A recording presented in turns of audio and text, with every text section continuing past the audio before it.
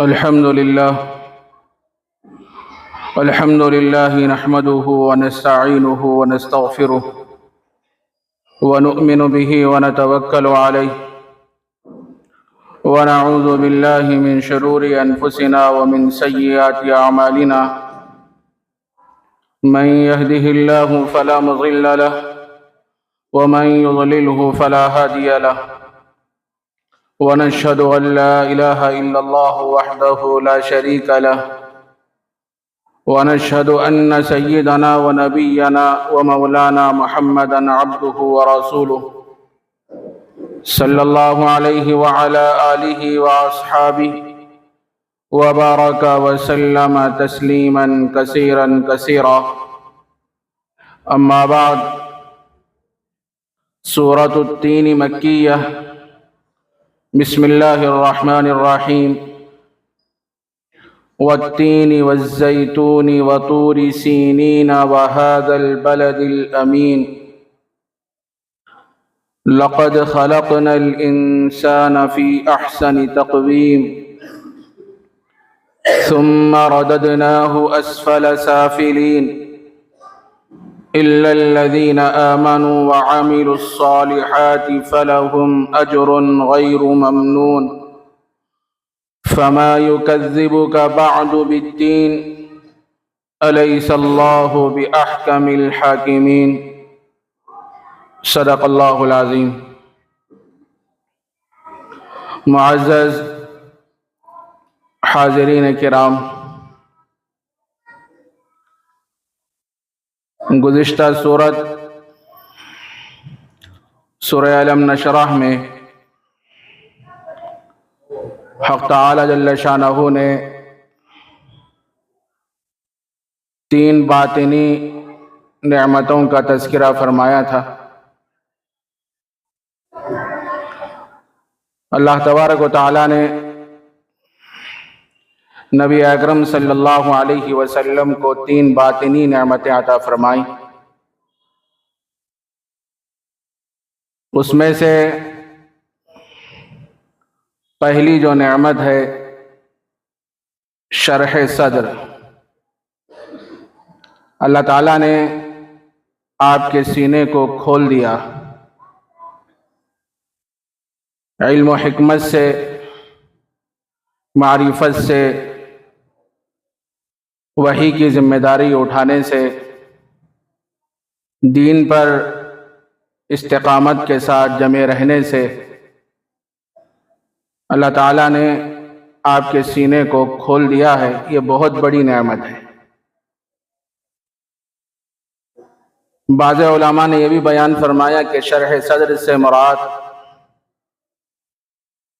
اللہ کے نبی علیہ السلام کے سینے کا شق کرنا مراد ہے، چاک کرنا مراد ہے. ایک مرتبہ نبی رحمت صلی اللہ علیہ وسلم حضرت حلیمہ سعدیہ رضی اللہ عنہا کے پاس موجود تھے. وہ آپ کے بچپن کا زمانہ تھا. دوپہر کے وقت دو آدمی جو بظاہر انسانی شکل میں آپ کے پاس تشریف لائے تھے، وہ حضرت جبرائیل اور میکائیل علیہم السلام تھے. انہوں نے آپ کے سینے کو چاک کیا اور زمزم کے پانی سے اس کو دھویا، اور کچھ اسرار اور حکمتیں آسمان سے لائی گئی تھیں.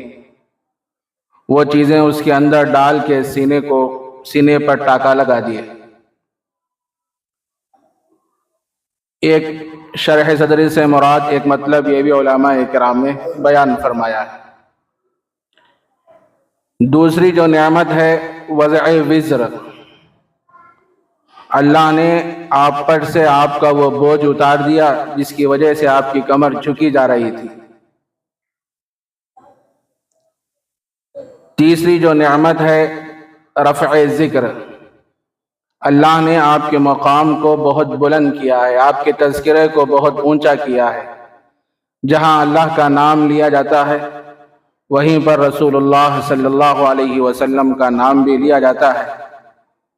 اذان میں، اقامت میں، تشہد میں، اور جہاں جہاں بھی دینی مجالس ہوتے ہیں، جہاں پر اللہ کا نام لیا جاتا ہے، وہیں پر رسول اللہ صلی اللہ علیہ وسلم کا نام بھی لیا جاتا ہے، اور قیامت تک آپ کا تذکرہ ہوتا رہے گا۔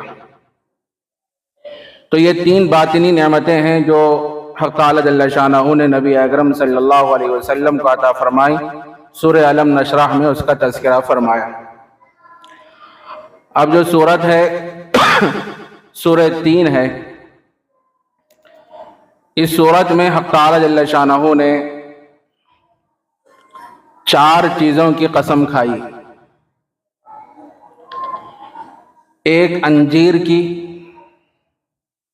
دوسرے زیتون کی، اور تیسرے طور کی، اور چوتھے مکہ معظمہ کی۔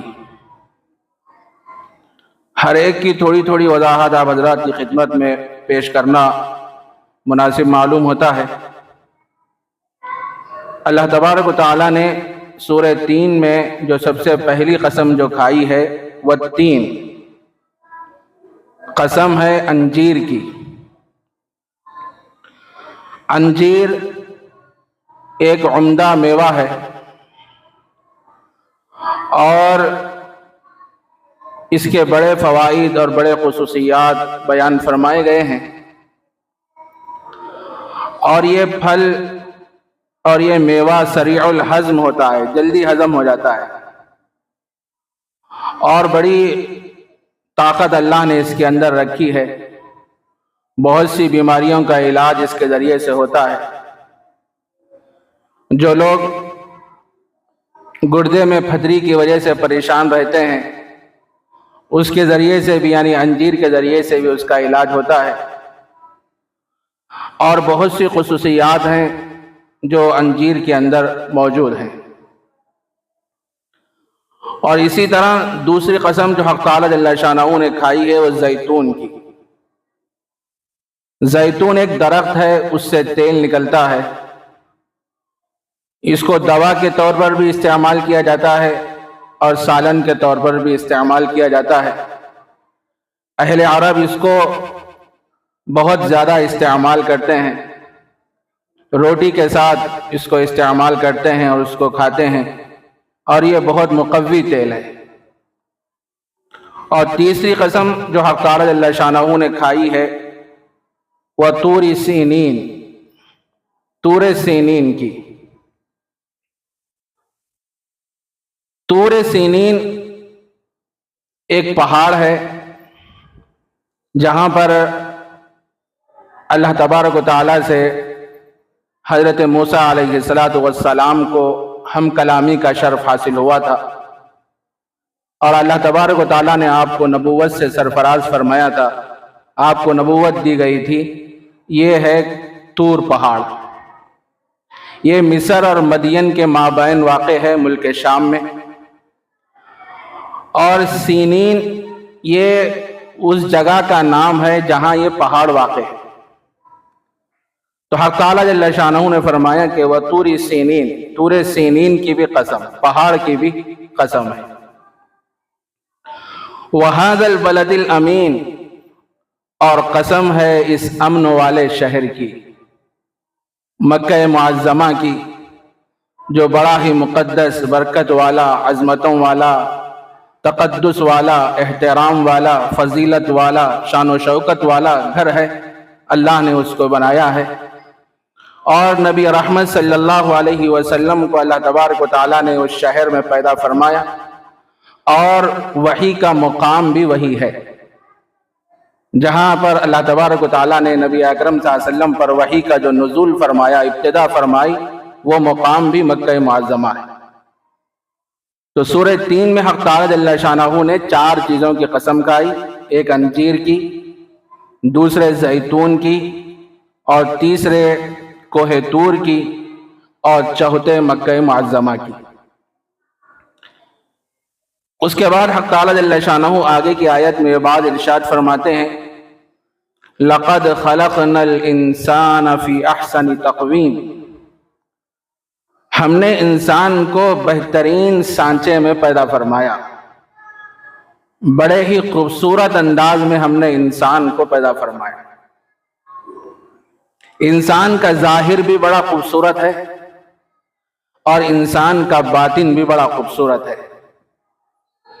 ظاہر جیسے اللہ تبارک و تعالیٰ نے جو چہرہ ہمیں عطا فرمایا ہے، بڑا عجیب و غریب چہرہ، بڑا لاجواب چہرہ، اور پھر اس چہرے کے اندر اللہ نے دو آنکھیں رکھی ہیں اور ناک رکھی ہے، ناک کے دو سوراخ ہیں، اور پھر اللہ تبارک و تعالیٰ نے دو ہونٹ ہمیں عطا فرمائے، بڑے خوبصورت ہونٹ ہے، اور منہ عطا فرمایا، اس کے اندر ایک زبان ہے، اور اسی طرح اللہ تبارک و تعالیٰ نے سر عطا فرمایا، اور سر کے اندر اللہ نے ایک ایسا دماغ دیا ہے، اس کے اندر ایسا مغز رکھا ہے کہ آدمی حیرت میں پڑ جاتا ہے کیسے اللہ تبارک و تعالیٰ نے قدرت سے پیدا فرمایا۔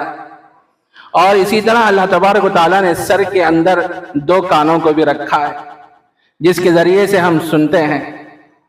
اگر یہ کان نہ ہوتے تو ہم سن نہیں سکتے، اور مزید یہ کہ اللہ تبارک و تعالیٰ نے یہ کانوں کو ذرا ابھار کے رکھا ہے، یہ سر سے ذرا آگے کے حصے میں ہے، ذرا ابھار کے اللہ نے اس کو رکھا ہے۔ یہ ایک مزیدار بات میں آپ کو سنا دوں، اگر یہ کان ہمارے ابھرے ہوئے نہ ہوتے تو ہم آئینک نہیں لگا سکتے، آئینک کہاں سے لگا سکتے؟ اللہ نے کیسا ہمارا انتظام فرمایا کہ کچھ لوگ بعد میں آنکھ کی بینائی ان کی کمزور ہو جائے گی، ان کو چشمہ لگے گا، تو اللہ نے ایسا انتظام فرمایا کہ کان ابھرے ہوئے رکھ دیے، اور آدمی جو چشمہ لگاتا ہے وہ کان کے ابھرے ہوئے حصوں پہ لگاتا ہے۔ اگر یہ حصے نہ ہوتے تو ہم چشمہ کہاں لگاتے؟ اور اسی طرح اللہ تبارک و تعالیٰ نے ہاتھ ہمیں عطا فرمائے، بڑے عجیب و غریب ہاتھ ہیں، ان ہاتھوں کے اندر اللہ تبارک و تعالیٰ نے 10 انگلیاں رکھی ہیں، یہ انگلیاں بھی بڑی عجیب و غریب ہیں، موڑنے سے مڑتی ہیں، اور جب آدمی انگلیوں کو موڑتا ہے تو اس کے اندر ایک گہراؤ پیدا ہوتا ہے، اس کے اندر ہتھیلی کے اندر، اور اللہ تبارک و تعالیٰ نے ان انگلیوں کے 10 انگلیوں میں 2 انگوٹھے رکھے ہیں، اور انگوٹھے اگر نہ ہوتے تو آدمی کوئی چیز پکڑ نہیں سکتا۔ اللہ تبارک و تعالیٰ نے انگوٹھوں کا نظام بھی رکھا ہے، اور اسی طرح اللہ نے کوہنیاں بھی پیدا فرمائیں، اور کوہنیاں ایسی بنائیں کہ وہ مڑتی ہیں۔ اگر کوہنیاں مڑنے والی نہ بناتے تو ہم کوئی کام نہیں کر سکتے، ہم ان ہاتھوں کو موڑ نہیں سکتے۔ اور اسی طرح حق تعالیٰ جل شانہ نے 2 پیر عطا فرمائے، اور پیر بھی ایسے عطا فرمائے کہ وہ گھٹنوں کے اندر ایک جوڑ اللہ نے بنا کے رکھا ہے، وہ موڑنے سے مڑتے ہیں، آدمی سجدے میں جاتا ہے، رکوع کرتا ہے، کرسی پہ بیٹھتا ہے، اگر یہ جوڑ مڑتے نہیں ہوتے تو ہم کرسی میں بھی نہیں بیٹھ سکتے، خالی قیام ہی کی حالت میں ہوتے۔ بہت سی مخلوقات ایسے ہیں جو کھڑے ہونے کی حالت میں ہیں اور قیامت تک کھڑے ہونے کی حالت میں رہیں گے، لیکن اللہ نے کیسا عجیب و غریب بنایا انسان کو، اور ایسی نعمتیں اللہ نے انسان کو عطا فرمائی ہیں، اس کا کوئی بدل اور اس کا کوئی ثانی ہو ہی نہیں سکتا، ایسی عجیب و غریب نعمتیں ہیں۔ تو اللہ تبارک و تعالیٰ نے انسان کے ظاہر کو بھی بڑا خوبصورت بنایا اور انسان کے باطن کو بھی بڑا خوبصورت بنایا۔ اللہ نے جو دل ہمیں عطا فرمایا ہے، یہ دیکھنے میں تو بڑا مختصر ہے، لیکن اسی پر انسان کی کامیابی اور ناکامی کا دار و مدار ہے۔ یوم لا ينفع مال ولا بنون الا من اتى الله بقلب سلیم، قیامت کے دن نہ مال کام آئے گا نہ بچے کام آئیں گے، مگر جو سوارا ہوا دل اللہ کے دربار میں پیش کرے گا، وہ دل کیا ہے؟ انسان کے کام آنے والا ہے۔ تو اللہ تبارک و تعالیٰ نے ہمارے ظاہر کو بھی خوبصورت بنایا اور ہمارے باطن کو بھی خوبصورت بنایا، اور اس دنیا میں انسان سے زیادہ خوبصورت اور کوئی مخلوق نہیں، حضرت انسان ہی سب سے زیادہ خوبصورت۔ امام قرطبی نے اس جگہ ایک واقعہ لکھا ہے، عیسیٰ بن موسیٰ ہاشمی جو ابو جعفر منصور کے دربار کے مخصوص لوگوں میں سے تھے، وہ ایک مرتبہ اپنی بیوی محترمہ کے ساتھ چاندنی رات میں بیٹھے ہوئے تھے، دل لگی کر رہے تھے، ہنسی مذاق کی باتیں کر رہے تھے، اور چاند بھی نکلا ہوا تھا، اور عیسیٰ بن موسیٰ ہاشمی چاند کو دیکھتے ہوئے اپنی بیوی محترمہ سے کہنے لگے، اگر تو چاند سے زیادہ خوبصورت نہیں ہے تو تجھ پر 3 طلاق، انتی طالق ثلاثہ، تجھ پہ 3 طلاق۔ ہنسی مذاق میں یہ سب چیزیں نہیں کرنا، جو کرنا ہے وہی کرنا. اگر یہ الفاظ استعمال کرے تو برخاست. تو ہنسی مذاق میں انہوں بولنے لگ گئے انتی طالق ثلاثہ، تجھ پہ 3 طلاق. یہ بولتے ہی ان کی بیوی محترمہ اٹھ کے چلی گئی پردے میں کہ آپ بولے کہ اب میں تمہارے لیے حلال نہیں ہوں. ابھی عیسیٰ بن موسیٰ ہاشمی بڑے پریشان ہو گئے، رات ایسے ویسے گزار لیے. صبح میں ابو جعفر منصور کے دربار میں حاضر ہو گئے اور سارا قصہ سنائے کہ میں رات میں بیٹھا ہوا تھا، چاندنی رات تھی، چاند بالکل نکلا ہوا تھا، اور اس رات میں نے اپنی بیوی سے کہا کہ اگر تو چاند سے زیادہ خوبصورت نہیں ہے تو تجھ پر 3 طلاق. میں نے کہہ دیا. اب میری بیوی اٹھ کے چلے گئی اور مجھ سے کہنے لگی کہ طلاق واقع ہو گئی ہے، اب میں کیا ہے تمہارے لیے حلال نہیں ہوں. تو ابو جعفر منصور اس زمانے کے جتنے فقہا علماء تھے سب کو بلا کے مسئلہ پوچھے کہ بھائی اس طریقے کا مسئلہ آیا ہوا ہے، کیا طلاق واقع ہوگی نہیں ہوگی؟ تو اس زمانے کے جو بھی علماء کرام مفتیان کرام تھے انہوں نے کہا کہ بھائی آدمی چاند سے زیادہ خوبصورت تو نہیں ہو سکتا، چاند ہی خوبصورت ہے، چاند سے زیادہ خوبصورت تو کوئی نہیں ہو سکتا. سبھی لوگوں نے کہا علماء کرام نے کہ طلاق واقع ہو گئی. ان کے دربار میں ایک آدمی بہت بڑے عالم بیٹھے ہوئے تھے جو امام ابو حنیفہ کے شاگردوں میں سے تھے. وہ بالکل خاموش بیٹھے ہوئے تھے، کوئی جواب نہیں دے رہے تھے. ابو جعفر منصور نے ان سے پوچھا کہ بھائی تم خاموش کیوں بیٹھے ہوئے، کچھ تو جواب تو دو. تو اس موقع پر انہوں نے جو جواب دیا ہے فرمائے کہ دیکھو اللہ تبارک و تعالیٰ نے قرآن مجید میں سورہ 3 میں بات ارشاد فرمائی لَقَدْ خَلَقْنَا الْإِنسَانَ فِي أَحْسَنِ تَقْوِيمٍ، کہ ہم نے انسان کو بہترین سانچے میں پیدا فرمایا ہے، بڑے ہی خوبصورت انداز میں ہم نے انسان کو پیدا فرمایا ہے. انسان سے زیادہ حسین اور خوبصورت اس دنیا میں کوئی اور ہے ہی نہیں. اور اس کے بعد انہوں نے کہا کہ ان کی بیوی پر طلاق واقع نہیں ہوئی. ظاہر ہے انسان سے زیادہ کوئی خوبصورت ہے ہی نہیں اس دنیا میں، تو طلاق کیسے واقع ہوگی؟ تو اس زمانے کے جتنے علماء کرام تھے سب خاموش ہو گئے سن کے. اور حقیقت بھی ہے ایسے ہی کہ انسان سے زیادہ خوبصورت اس دنیا میں کوئی اور نہیں.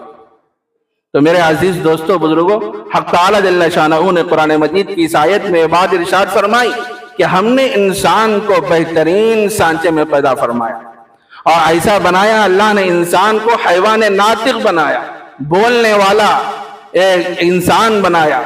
اور اللہ تبارک و تعالیٰ نے اپنی صفات بندے کو عطا فرمائی. اللہ کی صفات ہے نا، حیات، علم، ارادہ، قدرت، سماعت، بصارت، کلام. یہ اگرچہ کہ اللہ کے ہیں، اللہ ہی کے ہیں، لیکن اللہ تبارک و تعالیٰ نے بطور امانت بندوں کو عطا فرمائے. ایک زندگی ہے ہر انسان کی، جو بھی اس کی زندگی ہے 50-60 سالہ زندگی، اس میں انسان جیتا ہے. حیات اللہ نے اس کو دے رکھی ہے. اور اسی طرح اللہ نے علم دے رکھا ہے. اچھی اور بری کے اندر انسان تمیز کرتا ہے، کون سی چیز اچھی ہے، کون سی چیز خراب ہے، اور کون سی چیز کرنے پر اللہ تبارک و تعالیٰ راضی ہوتے ہیں اور کون سی چیز کے نہ کرنے پر اللہ ناراض ہوتے ہیں. اللہ نے انسان کو علم دے رکھا ہے. اور اسی طرح اللہ تبارک و تعالیٰ نے قدرت بھی عطا فرمائی. بندے کو تھوڑا بہت وہ کام کر لیتا ہے قدرت کے حساب سے. اور اسی طرح اللہ تبارک و تعالیٰ نے ایک صفت یہ بھی بندے کو عطا فرمائی بطور امانت کہ بندہ سنتا بھی ہے، دیکھتا بھی ہے، بولتا بھی ہے. یہ سب اللہ نے صفات بندے کو عطا فرمائی. لیکن یہ استحضار ہمیشہ رہے بندے کے اوپر، مستحضر رہے کہ یہ میرے حقیقی صفات نہیں ہیں، یہ صفات تو اللہ ہی کے ہیں. اللہ نے بطور امانت میرے پاس رکھے ہیں. جب تک زندگی ہے تو اس زندگی، اس حیات کے نتیجے میں دیکھ رہا ہوں، میں بول رہا ہوں، میں سن رہا ہوں. اور کسی اپنے دل میں جو معافی ضمیر جو چیزیں چھپی ہوئی ہوتی ہیں اس کا میں اظہار کرتا ہوں. تو آدمی کے دل و دماغ پہ یہ چیز ہمیشہ مستحضر رہنا چاہیے کہ یہ چیزیں میری ہے ہی نہیں. ہماری چیزیں کون سی ہیں؟ ہماری صفات کون سی ہیں؟ ہماری بھی 7 صفات ہیں. وہ موضوع الگ ہے، اب اس میں جاؤں گا تو بات لمبی ہو جائے گی. ہماری پہلی صفت کیا ہے؟ میت ہے، مردہ ہے. اللہ کی صفت کیا ہے؟ حیات ہے. مردے پن میں اللہ نے حیات ڈال دی، زندگی ڈالی. اور یہ زندگی ہماری اصلی نہیں ہے، بطور امانت اللہ نے ہمارے پاس رکھا ہے. اور نمبر 1 ہم جاہل ہیں. اللہ نے ہمیں علم دے دیا، کچھ چیزیں معلومات کے قبیل سے ہمیں دے دی تو ہم اس کے ذریعے سے جان رہے ہیں. اصل چیز تو ہم کیا ہے؟ جاہل ہیں، میت ہیں، مردہ ہیں، اور اسی طرح جاہل ہیں، اور اندھے ہیں، بہرے ہیں، گونگے ہیں. یہ سب ہمارے صفات ہیں، اور اللہ کی صفات تو بہت کچھ ہیں، وہ حیات، علم، ارادہ، قدرت. تو حق تعالیٰ جل شانہ نے انسان کو بڑا عجیب و غریب بنایا، ہر اعتبار سے، ظاہر کے اعتبار سے بھی بڑا خوبصورت بنایا، اور باطن کے اعتبار سے بھی بڑا خوبصورت بنایا. اور اللہ نے جو فطرت ہمیں عطا فرمائی وہ بڑی عجیب و غریب فطرت. حدیث میں آتا ہے، نبی اکرم صلی اللہ علیہ وسلم نے ارشاد فرمایا، جو بھی بچہ پیدا ہوتا ہے وہ اسلام کی فطرت پہ پیدا ہوتا ہے. اللہ نے یہ چیز اس کے اندر رکھی ہے، اور یہ وہ ساری کائنات پہ نظر ڈال کے یہ محسوس کر سکتا ہے اس کائنات کا بنانے والا وہ ایک ہی ہے، اس کا نام اللہ ہے. وہ تنہا ہے، وحدہ لا شریک لہ ہے. ہر آدمی غور کر سکتا ہے کہ اس کا بنانے والا ایک ہی ہے، وہ اللہ ہے. اللہ نے ہر بچہ جو پیدا ہوتا ہے وہ فطرت سلیمہ پہ پیدا ہوتا ہے، اسلام کی فطرت پہ پیدا ہوتا ہے. فَأَبَوَاهُ يُحَوِّدَانِهِ أَوْ يُنَصِّرَانِهِ أَوْ يُمَجِّسَانِهِ. اور اس کے والدین اس کو یہودی بنا لیتے ہیں، یا نصرانی بنا لیتے ہیں، یا مجوسی بنا لیتے ہیں. جو جس مسلک کا ہوتا ہے، جس عقیدے سے تعلق رکھ لیتا ہے، اپنے بچے کو اس مذہب میں منتقل کر دیتا ہے. یہودی ہوتا ہے تو یہودی مذہب میں اس کو منتقل کر لیتا ہے، نصرانی ہوتا ہے تو نصرانی مذہب میں اس کو منتقل کر لیتا ہے، مجوسی ہوتا ہے تو مجوسی مذہب میں اس کو منتقل کر لیتا ہے. لیکن جو بھی بچہ پیدا ہوتا ہے وہ کیا ہے؟ فطرت سلیمہ پہ پیدا ہوتا ہے، مسلمان ہو کے وہ پیدا ہوتا ہے. لیکن اس کے گھر والے جس ذہن کے ہوتے ہیں وہ کیا ہے؟ اس ذہن کے مطابق اس کو ڈھال لیتے ہیں. تو اللہ نے ایسی چیزیں انسان کو عطا فرمائی. اس کے بعد حق تعالیٰ جل شانہ نے فرمایا، ثم رددناہ اسفل سافلین. پھر ہم اس کو اسفل السافلین میں لوٹا دیتے ہیں، سب سے نچلے درجے میں لوٹا دیتے ہیں. انسان کے 3 زمانے ہوتے ہیں، ایک زمانہ بچپن کا، دوسرا زمانہ جوانی کا، تیسرا زمانہ بڑھاپے کا. اور انسان سب سے زیادہ خوبصورت جو دکھائی دیتا ہے نا وہ جوانی کے زمانے میں دکھائی دیتا ہے. ہر چیز اس کی جوان رہتی ہے، آدمی بڑا ہی خوبصورت دکھائی دیتا ہے. بچپن تو غیر شعوری کا زمانہ ہوتا ہے. تو حق تعالیٰ جل شانہ وہ فرماتے ہیں کہ ہم نے انسان کو بہترین سانچے میں پیدا کرنے کے بعد اس کو سب سے نچلے درجے میں پہنچا دیے، یعنی بڑھاپے کی حالت میں اس کو پہنچا دیے. اور بڑھاپے کا زمانہ تو ایسا ہوتا ہے کہ آدمی دوسروں کا محتاج ہو جاتا ہے، کوئی کام خود نہیں کر سکتا، اور اپنے بچوں سے گزارش کرتا ہے، حکم دیتا ہے کہ بیٹا یہ کام کر لے، میرا یہ کام کر دے. بیٹے بھی بات ماننے کے لیے تیار نہیں ہوتے. راتوں میں پانی پینے کے لیے ایک گلاس پانی مانگتا ہے باپ، بچے راتوں میں اٹھ کے ایک گلاس پانی دینے کے لیے تیار نہیں ہوتے. وہ دوسروں کا محتاج ہو جاتا ہے. بڑھاپے کی وجہ سے ساری چیزیں کمزور پڑ جاتی ہیں، کوئی کام نہیں کر سکتا.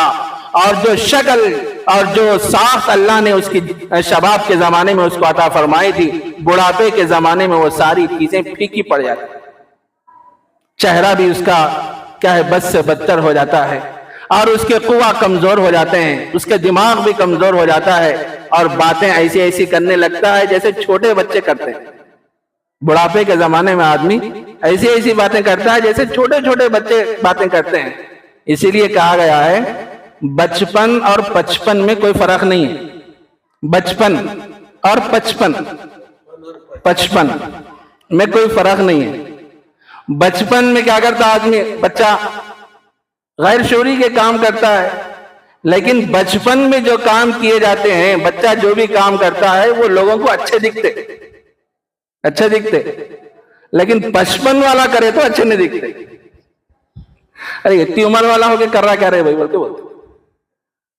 تو اللہ تبارک و تعالیٰ اس کو اسفل السافلین میں پہنچا دیتے ہیں.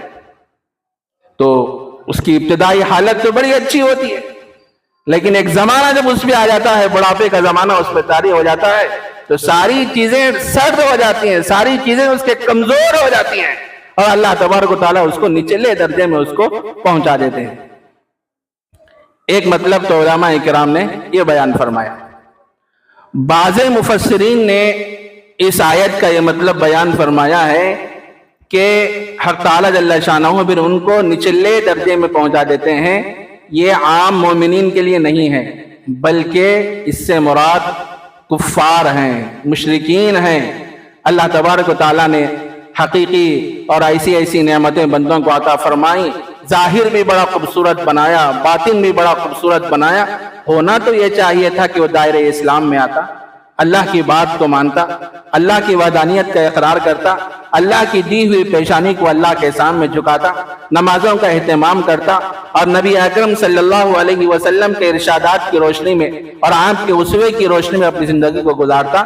لیکن کتنے بد نصیب لوگ ہیں جو اللہ تبارک و تعالیٰ نے ان کو طرح طرح کی نعمتیں عطا فرمائیں، عطا فرمانے کے بعد بھی دائرہ اسلام میں داخل نہیں ہوئے، ایمان میں داخل نہیں ہوئے، تو حق تعالیٰ جل شانہ پھر ان کو سب سے نچلے درجے میں پہنچا دیتے ہیں، جہنم کے سب سے نچلے درجے میں ان کو پہنچا دیتے ہیں۔ جہنم کے بھی طبقات ہیں، جس طرح جنت کے درجات ہیں اسی طرح جہنم کے بھی درجات ہیں۔ سب سے نچلے درجے میں حق تعالیٰ جل شانہ کافرین کو اور اللہ کی سرکشی اور بغاوت میں زندگی گزارنے والوں کو سب سے نچلے درجے میں پہنچا دیتے ہیں۔ بعض مفسرین نے یہ بات بھی بیان فرمائی۔ إِلَّا الَّذِينَ آمَنُوا وَعَمِلُوا الصَّالِحَاتِ فَلَهُمْ أَجْرٌ غَيْرُ مَمْنُونٍ، مگر جو لوگ ایمان لائے اور اعمال صالحہ کیے پس ان کے لیے ایسا اجر ہے، ایسا ثواب ہے جو کبھی ختم نہیں ہوگا، جو کبھی منقطع نہیں ہوگا۔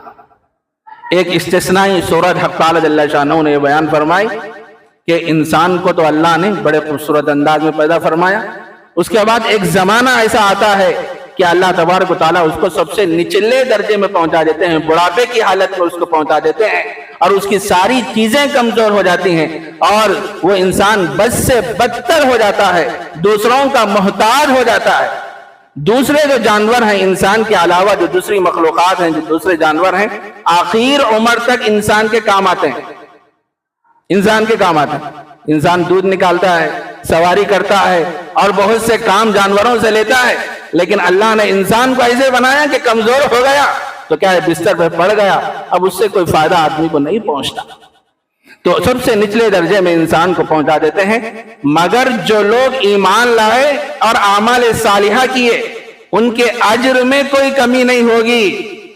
کیا مطلب ہے اس کا مطلب یہ ہے کہ جو آدمی تندرستی کی حالت میں، جوانی کی حالت میں نمازوں کا اہتمام کرتا تھا، اللہ کرتا تھا، دعاؤں کا اہتمام کرتا تھا، اللہ نے مال دیا تو اللہ کے راستے میں خرچ کرتا تھا، کار خیر کرتا تھا اور بہت سے اچھے کام کرتا تھا، اب اس پر بڑھاپا طاری ہو گیا، بڑھاپا طاری ہونے کی وجہ سے تہجد کا اہتمام نہیں کر سک رہا ہے اور مسجد کو پابندی سے نہیں آ سک رہا ہے اور اچھے اعمال نہیں کر سک رہا ہے، لیکن اللہ تبارک و تعالیٰ اس کو اس کا پورا ثواب عطا فرماتے ہیں جو جوانی کی حالت میں وہ کیا کرتا ہے۔ اندازہ لگائیے کتنے رحیم اور کریم ہے اللہ تبارک و تعالیٰ۔